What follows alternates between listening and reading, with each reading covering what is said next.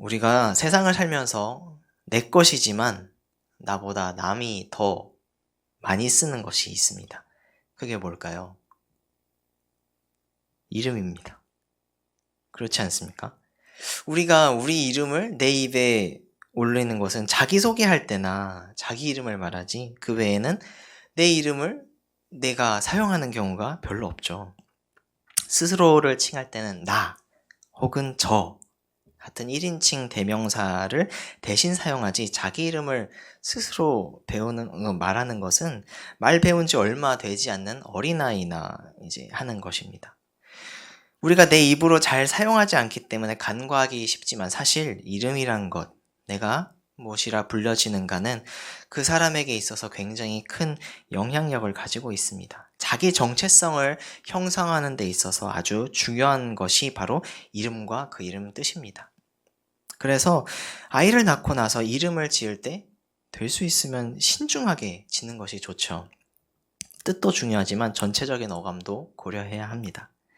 저 같은 경우에 이름 뜻은 좋은데 딱 한 글자가 문제였습니다. 딱 한 글자 때문에 어렸을 때 아이들에게 놀림을 참 많이 받았거든요. 제 이름이 동력동에 별진자를 넣어서 동진입니다.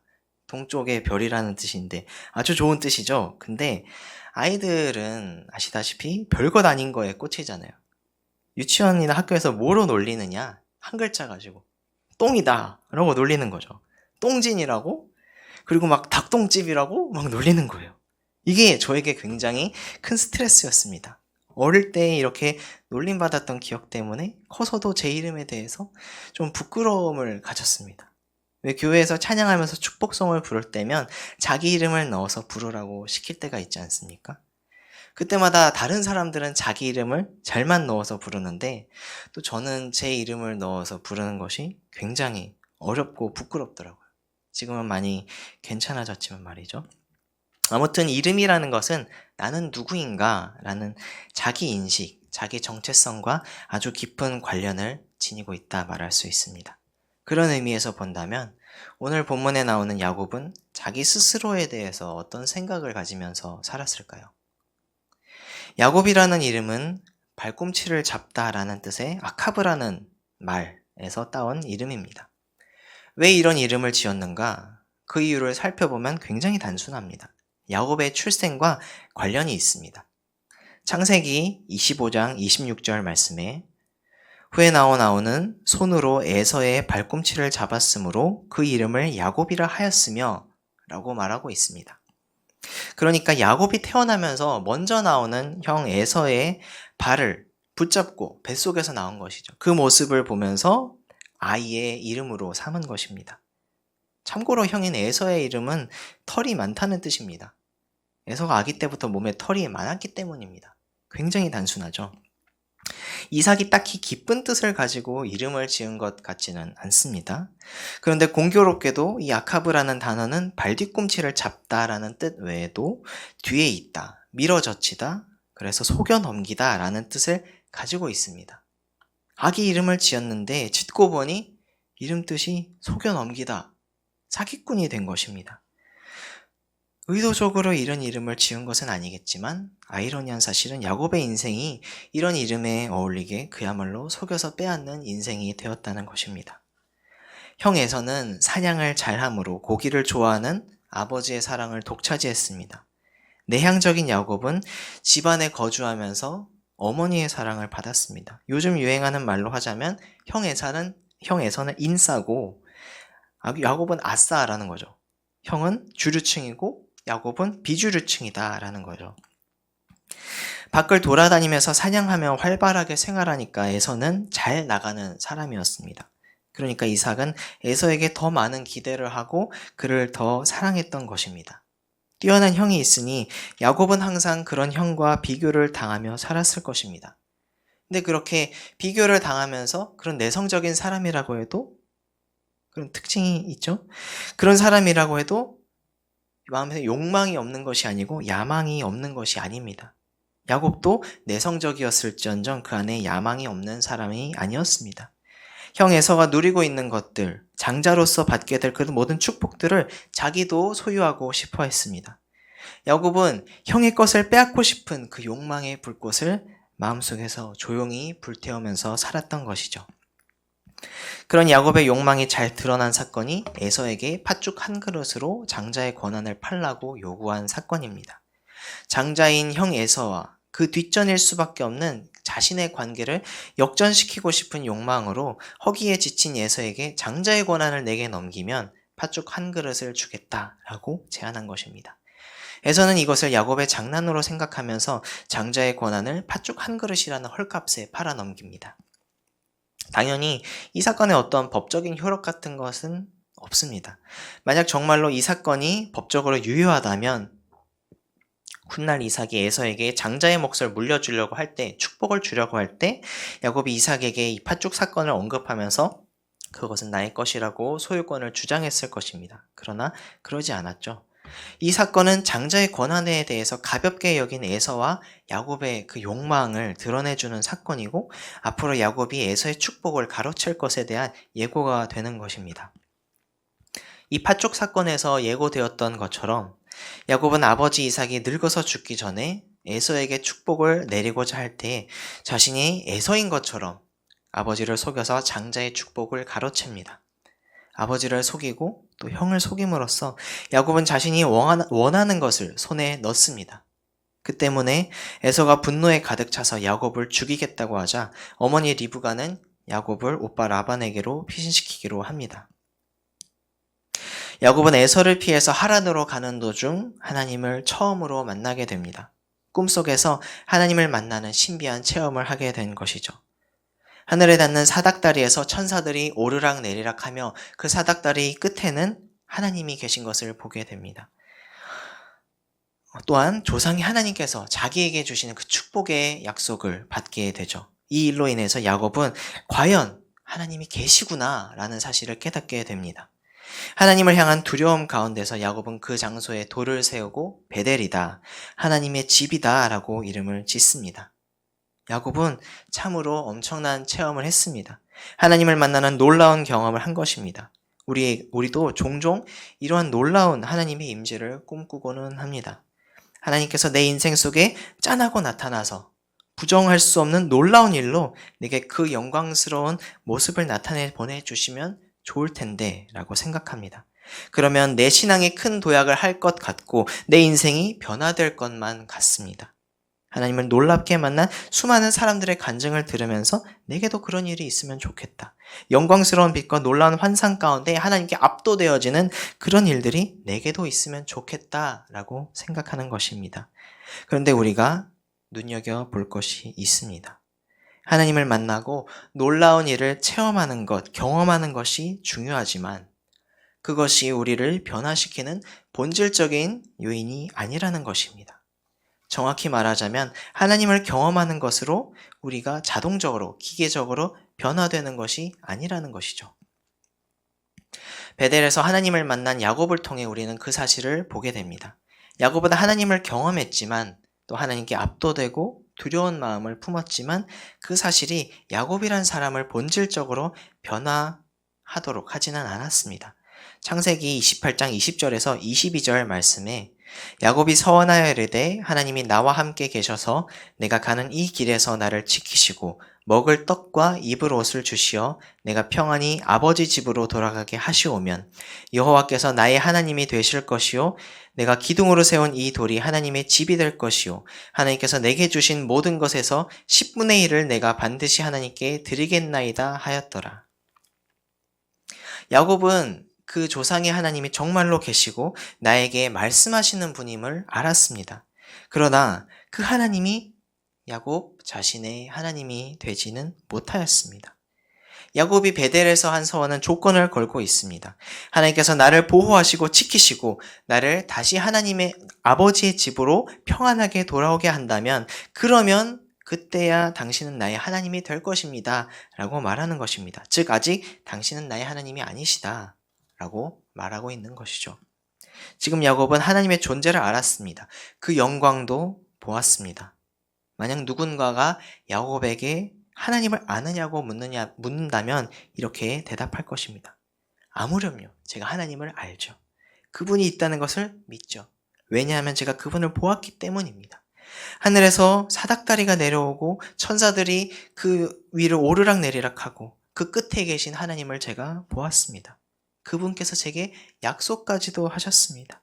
제가 어딜 가든지 함께 하시고 지켜주시고 자손을 번창하게 해주실 것을 약속해 주셨습니다. 저처럼 하나님을 경험한 사람이 어디 있겠습니까? 라고 말입니다.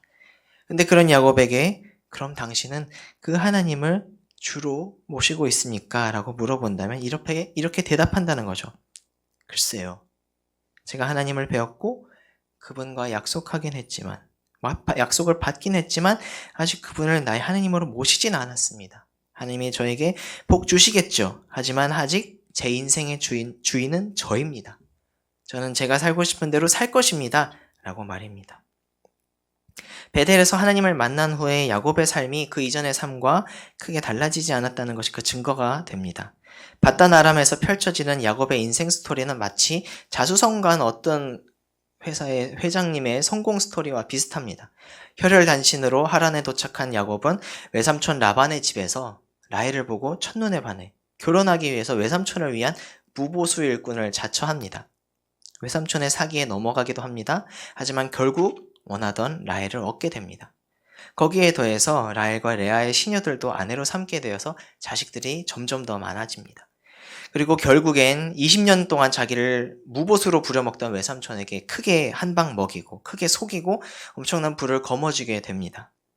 이러한 자기 인생 역전에 대해서 야곱 스스로가 어떻게 보고 있는지 성경에 나옵니다. 창세기 31장 42절 말씀에 우리 아버지의 하나님 아브라함의 하나님 곧 이삭이 경외하는 이가 나와 함께 계시지 아니하셨더라면 외삼촌께서 이제 나를 빈손으로 돌려보내셨으리다마는 하나님이 내 고난과 내 손의 수고를 보시고 어제 밤에 외삼촌을 책망하셨나이다. 야반 도주한 자신을 쫓아온 라반에게 야곱이 무엇이라 말하고 있냐 하면 하나님이 내 손과 내 손의 수고를 보시고 라고 말하고 있습니다. 지금 내가 이렇게 많은 재물을 가지게 된 것이 내가 그동안 고생하고 수고한 당연한 결과라는 것입니다. 당연히 받아야 할 내 수고의 몫을 그동안 외삼촌이 불합리하게 가로채갔지만 하나님이 이제야 찾아주셨다라는 것입니다. 여기서 또한 주목하여 볼 것은 야곱이 하나님을 향해서 이삭의 하나님, 아브라함의 하나님이라고 하지 나의 하나님이라고 하고 있지 않다는 사실입니다. 우리가 성경을 보면 베델 사건 이후 외삼촌 라반의 집에서 살기 시작한 야곱의 인생 속 여기저기마다 하나님이 개입하시는 것을 우리가 볼 수 있습니다. 하나님께서 개입하셔서 야곱은 큰 가정을 이루게 되고 또 큰 재물을 얻게 되었습니다. 야곱 스스로도 하나님께서 내게 많은 재물을 주었다고 말하고 있습니다. 그러나 결정적으로 그것은 자기 스스로의 수고와 노력의 당연한 결과이며 내 아버지와 할아버지의 하나님이지 나의 하나님은 아니라라는 것입니다. 야곱은 하나님을 알았노라고 믿었노라고 말하지만 실은 자기의 의지대로 산 사람의 전형입니다. 자신이 주인 되어서 살아가는 신앙인의 대표가 바로 야곱입니다. 자기의 의지대로 살아서 큰 성공을 이룬 입지전적인 사람입니다. 혈혈단신으로 바단 아람에서 4명의 아내와 11남 1녀의 자녀를 두었고 많은 재산을 가지게 되었습니다. 내 수고와 내 노력으로 이런 일을 이루어냈다고 말하는 사람입니다. 열심히 살면 성공하게 되어 있다고 자기의 성공담을 자랑하는 그런 사람입니다. 하나님은 열심히 산 내게 복을 주시는 분이시지만 결국 내 인생의 주인은 나다 라고 말하는 그런 사람입니다. 이런 사람의 특징이 뭘까요? 내가 무엇이든지 할 수 있다고 여기며 결국에는 하나님의 필요성을 느끼지 못한다라는 것입니다. 내 지혜로, 내 능력으로 문제를 해결할 수 있기 때문에 내 삶에 하나님께 큰 의미를 두지 않습니다. 우리는 라반의 집에서 사는 동안 야곱이 하나님께 간구하는 모습을 찾아볼 수 없습니다. 그저 자신의 꾀를 의지하고 다만 하나님이 내 노력의 수고에 응답했다는 당연한 일을 했다는 듯이 여기는 야곱의 모습을 볼 뿐입니다. 하나님을 믿는다고 하지만 중요한 결정은 다 내가 스스로 하고 하나님은 내가 결정한 것을 도와주시기만 하는 존재로 여기는 것입니다. 하나님을 나의 성공에 도움을 주는 보험으로만 생각하는 것입니다. 야곱과 같이 내가 주인 되는 신앙인의 특징은 무엇이냐? 그것은 참 평강과 자유가 없다는 것입니다. 벽을 만났을 때, 내 힘으로 해결할 수 없는 문제를 만났을 때 그 앞에서 전전긍긍한다는 것입니다. 고향으로 돌아가는 야곱이 그러했습니다. 이제 누구도 자기를 얕볼 수 없다. 나는 큰 부자가 되었다. 그래서 슬슬 고향으로 돌아가도 되겠다라고 여기고 귀향하는 길에서 야곱은 하나님의 사자들을 만납니다. 야곱은 하나님의 군대를 만났다고 하여 그 장소를 마하나임이라고 이름 붙입니다. 야곱은 형 에서에게 사자들을 보내죠. 먼 곳에 있던 동생이 많은 재물을 가지고 돌아왔다고 소식을 전하러 보냅니다. 여기까지는 이제 승승장구하는 모습을 보이던 야곱이었는데 사자가 전해온 소식을 듣고는 급반전된 모습을 보입니다. 창세기 32장 6절 8절에서 사자들이 야곱에게 돌아와 이르되 우리가 주인의 형 에서에게 이른즉 그가 400명을 거느리고 주인을 만나려 오더이다. 야곱이 심히 두렵고 답답하여 자기와 함께한 동행자와 양과 소와 낙타를 두 떼로 나누고 이르되 에서가 와서 한 떼를 치면 남은 한 떼는 피하리라 하고, 에서가 400명의 장정들을 데리고 온다는 소식을 듣게 되자 의기양양하게 귀환하던 야곱이 순식간에 근심에 잠기게 됩니다. 외삼촌 라반에게 큰 소리치던 모습은 어디론가 사라지고 심한 두려움과 답답함에 극도의 공포를 느끼고 있습니다. 그동안 승승장구하느라 잊고 있었던 자신의 원죄, 형을 속인 그 일의 대가가 무엇인지 비로소 확실하게 깨닫고 있는 것입니다. 야곱은 에서에 대한 두려움으로 인해 자기 무리를 두 떼로 나눕니다. 만약 한 떼가 공격받으면 나머지는 도망가기 위해서입니다. 두려움과 공포 앞에서 인간적인 해결책을 내놓은 것입니다. 그러고도 안심이 되지 않자 이제야 하나님을 찾기 시작합니다. 하나님 없이도 잘 살았던 야곱이 자신의 힘으로 어쩔 수 없는 문제를 직면하자 그제야 하나님을 향해서 조금씩 간구하기 시작하는 것이죠. 그렇게 간구를 했지만 야곱의 마음은 여전히 평안하지 못했습니다. 밤에 잠을 깬 야곱은 또다시 무리를 각각의 떼로 나누어서 먼저 보냅니다. 외삼촌의 밑에서 고생한 끝에 모았던 이 모든 재물들 추스려서 먼저 보내는 야곱의 모습이 마치 풍랑에 가라앉는 배에서 물건들을 바다에 던지는 이 뱃사람의 모습 같지 않습니까? 재물을 먼저 보낸 야곱은 자신의 식구들도 먼저 강을 건너게 합니다. 에서에 대한 공포 앞에서 마지막까지 지키고자 했던 처자식들마저 먼저 보내고 자신은 맨 마지막으로 남아서 숨는 비참한 모습을 보여주는 것이죠. 그 모습이 창세기 32장 24절에 이렇게 나옵니다. 야곱은 홀로 남았더니. 강 건너로 처자식들을 먼저 보내고 홀로 남은 야곱의 마음은 어떠했을까요? 여차하면 처자식들마저 버리고 힘껏 달려 도망하려는 마음이 있었을지도 모릅니다. 그러한 마음을 먹고 있는 자기 자신에 대한 혐오감에 빠져 있을지도 모릅니다. 공포와 좌절, 무력감과 자괴감에 빠져 있는 야곱에게 이 이상 힘든 일이 또 있을까요? 그런데 더한 일이 일어난 거죠. 안 그래도 힘든 야곱에게 웬 사람이 와서는 밤새도록 그와 씨름하기 시작합니다. 창세기 32장 24절에 야곱은 홀로 남았더니 어떤 사람이 날이 새도록 야곱과 씨름하다가, 야곱에겐 얼마나 황당한 일입니까? 갑자기 와서 자기에게 다짜고짜 씨름을 하기 시작하는 겁니다. 싸움을 거는 것입니다. 28절과 30절을 보게 되면 이 사람은 평범한 사람이 아니라는 것을 우리가 알 수 있습니다. 하나님의 천사 혹은 하나님의 사자라고도 말하는 하나님을 대변하는 존재가 이 사람의 정체라는 것이죠. 이 밤새도록 끝나지 않는 씨름의 주체는 야곱이 아닌 어떤 사람입니다. 하나님께서 야곱에게 찾아오셔서 밤새도록 씨름한 것입니다. 근데 왜 하나님은 좌절과 절망 가운데 있는 야곱에게 찾아오셔서 위로하시는 것이 아니라 더 힘들게 하시는 걸까요? 왜 야곱과 밤새 씨름하신 걸까요? 씨름해서 환도뼈까지 부러뜨린 걸까요? 하나님의 사자는 야곱을 굴복시키기 위해서 힘을 겨룹니다. 하나님의 사자죠. 지금 97세인 야곱이 힘으로 이길 수 없는 것이 당연합니다. 근데도 야곱의 고집은 대단합니다. 야곱이 굴복하지 않자 새벽이 될 때까지도 야곱을 굴복시킬 수 없으니까 하나님의 사자는 야곱의 둔부를 쳐서 환도뼈를 어긋나게 합니다. 환도뼈는 몸의 뼈 중에 가장 크고 긴 뼈입니다. 이 골반 쪽 뼈죠. 그런 환도뼈를 쳐서 어긋나게 할 정도로 강한 힘으로 친 것입니다.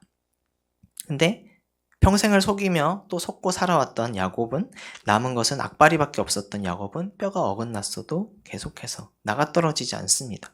그렇게 오랜 시간 동안 낯선 이와 힘겨루기를 하면서 야곱은 자기와 씨름하고 있는 사람이 이렇게 나를 힘들게 하고 나에게 땀과 눈물을 흘리게 하는 이 사람이 평범한 자가 아니라는 사실을 깨닫게 된 것입니다. 그렇기 때문에 그가 떠나려고 할 때 나를 축복하기 전에는 안 된다고 말한 것입니다. 호세아서 12장 4절에서는 이 장면을 이렇게 묘사합니다.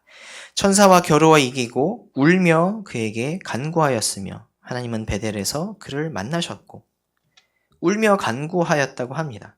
참으로 이상한 장면입니다. 겨루어 이긴 자가 울면서 간구하고 있습니다. 야곱은 승자의 권리로서 축복을 요구한 것이 아니라 간구했습니다. 애걸했습니다. 여태까지 자기 입으로 승승장구하던 야곱이 도저히 내 힘으로 어쩔 수 없는 문제 앞에서 내 힘으로 할 수 없으니까 도와달라고, 물에 빠진 사람이 허우적거리며 죽을 힘을 다해 무언가든 뭐든 붙잡는 것처럼 하나님께 죽을 힘을 다해서 매달린 것입니다. 야곱은 밤새운 씨름 끝에 자기의 무력함을 깨닫고 매달리기 시작한 것입니다. 그때에 하나님께서는 무엇이라 말씀하십니까? 27절 말씀입니다. 그 사람이 그에게 이르되 내 이름이 무엇이냐? 그가 이르되 야곱이니이다. 하나님께서는 야곱의 이름을 물어보십니다. 야곱에게 너의 정체성은 무엇이냐라고 물어보는 것입니다. 나에게 은혜를 간구하며 매달리는 너는 누구냐? 너의 실체는 무엇이냐? 라고 하시는 것이죠. 그때 야곱은 이 질문 앞에서 그동안 승승장구하느라 인정하지 않았던, 잊고 있었던 자기의 실체를 발견합니다. 저는 야곱입니다. 라는 이 말은 단순한 자기소개가 아니라 하나님을 향한 자기 고백입니다. 저는 발꿈치를 잡는 자입니다. 저는 빼앗는 자입니다. 저는 사기꾼입니다. 저는 아버지를 속이고 형을 속인 자입니다. 저는 죄인입니다. 라는 뜻이 담겨 있는 것입니다. 여러분, 우리는 하나님이 내 문제를 해결해 주시는 것으로 내가 믿음을 가질 수 있다고 생각합니다. 그거면 된다고 생각합니다. 마치 만약 하나님이 나를 다시 아버지의 집으로 돌아오게 하시면 나의 하나님이 되시리라 말한 야곱처럼 문제 해결을 통해 하나님을 만나고 또 믿음이 생긴다고 생각합니다. 그러나 그렇지 않습니다. 하나님을 진정으로 만난다는 것은 그저 문제를 해결받거나 은혜를 체험하는 것으로 끝나는 것이 아닙니다. 하나님을 만난다는 것은 문제 앞에서 주님께 매달렸을 때 진정한 나 자신을 대면하면서 알고 그것을 주님께 고백하는 것을 말하는 것입니다. 하나님을 만난다는 것은 내가 무엇인지, 내가 누구인지, 나의 실체는 무엇인지 낱낱이 알게 되는 것을 말합니다.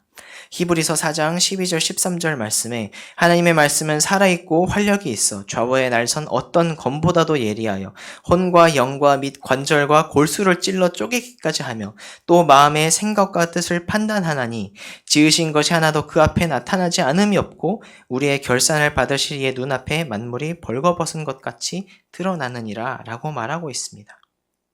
우리는 스스로 생각하기를 나는 합당한 자라고 자격 있는 자라고 생각합니다.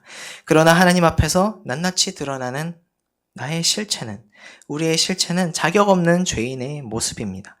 아무것도 받을 자격 없는 죄인의 모습으로 오직 하나님의 긍휼을 구할 수밖에 없는, 하나님의 축복을 간구할 뿐인 연약한 존재라는 사실을 발견하는 것입니다. 여기서부터 비로소 진정한 신앙이 시작되는 것입니다. 하나님은 자신을 고백한 야곱에게, 이제야 하나님 없이는 안 된다고 고백하는 야곱에게 무엇이라고 말씀하십니까? 28절에 그가 이르되 내 이름을 다시는 야곱이라 부를 것이 아니요 이스라엘이라 부를 것이니 이는 내가 하나님과 및 사람들과 겨루어 이겼음이니라.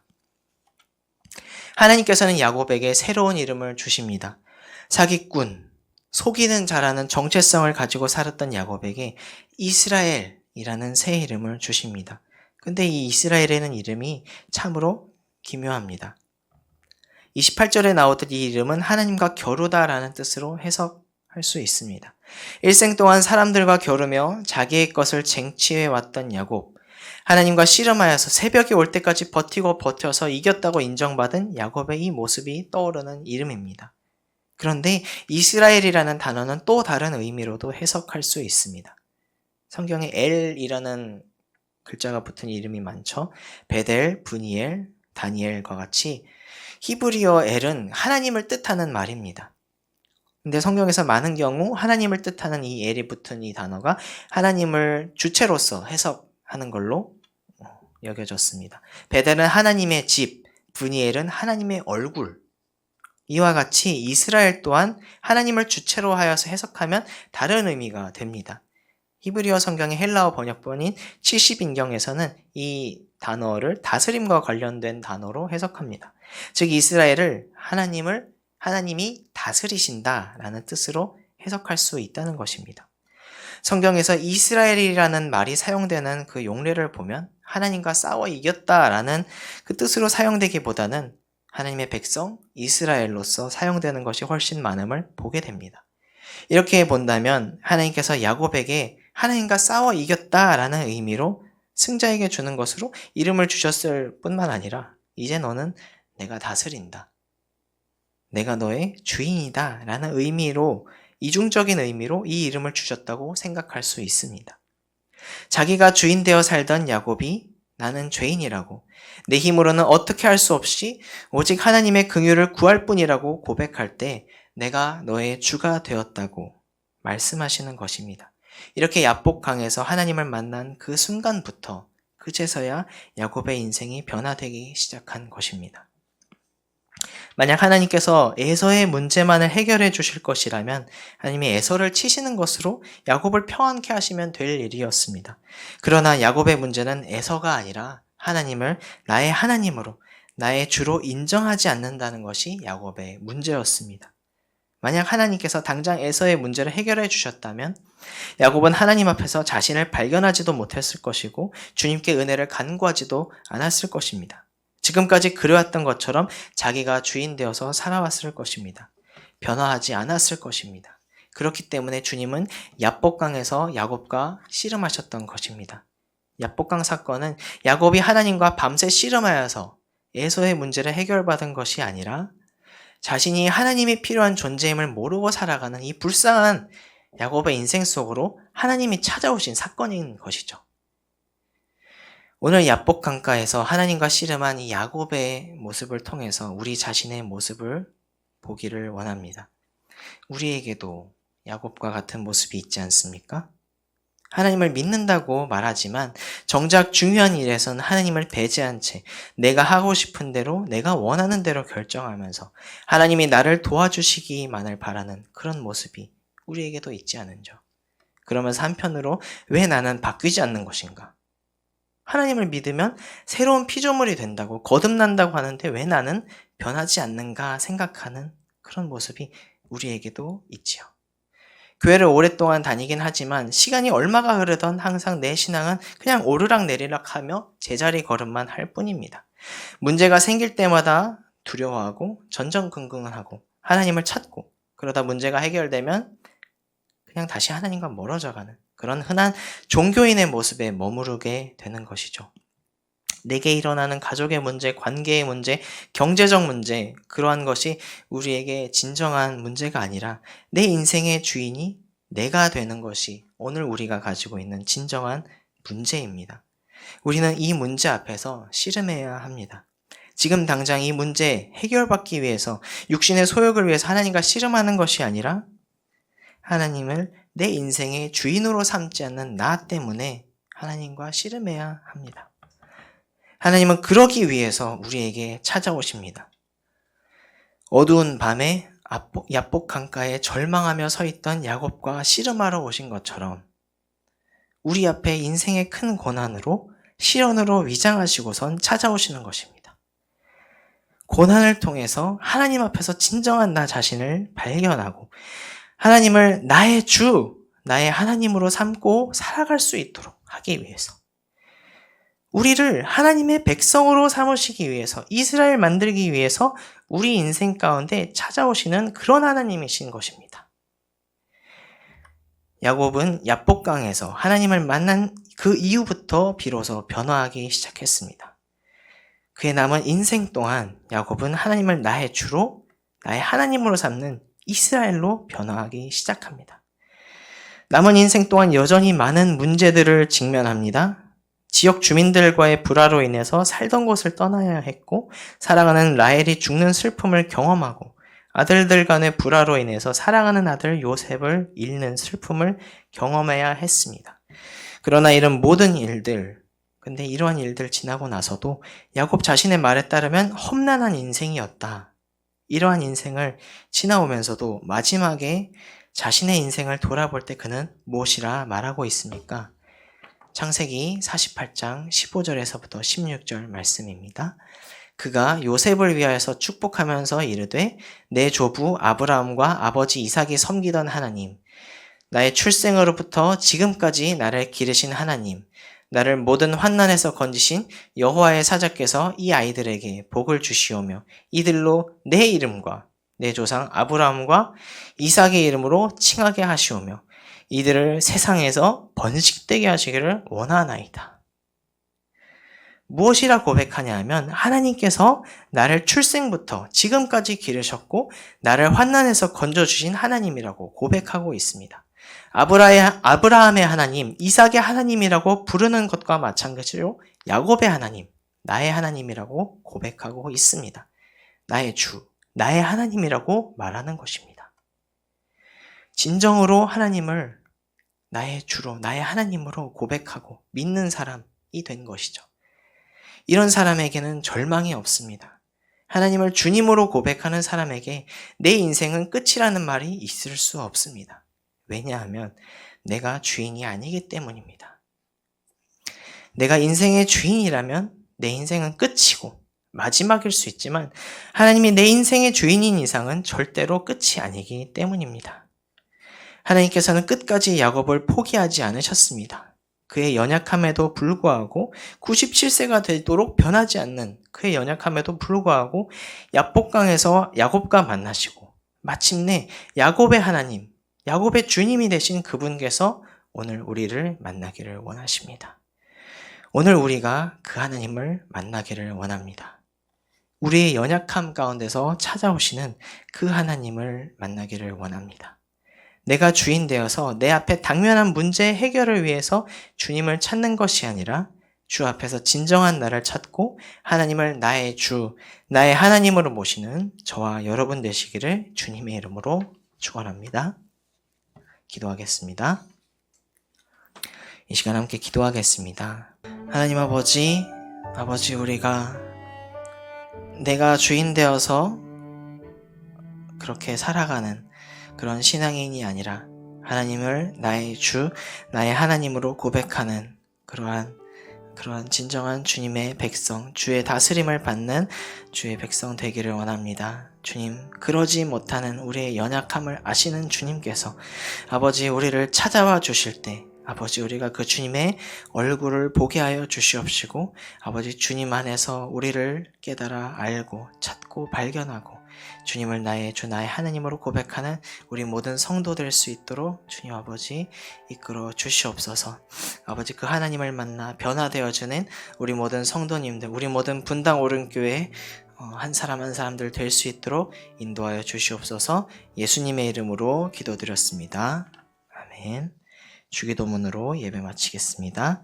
하늘에 계신 우리 아버지여, 이름이 거룩히 여김을 받으시오며 나라가 임하옵시며 뜻이 하늘에서 이룬 것 같이 땅에서도 이루어지이다. 오늘 우리에게 일용할 양식을 주시옵고 우리가 우리에게 죄 지은 자를 사하여 준 것 같이 우리 죄를 사하여 주시옵고 우리를 시험에 들게 하지 마시옵고 다만 악에서 구하옵소서. 나라와 권세와 영광이 아버지께 영원히 있사옵나이다. 아멘.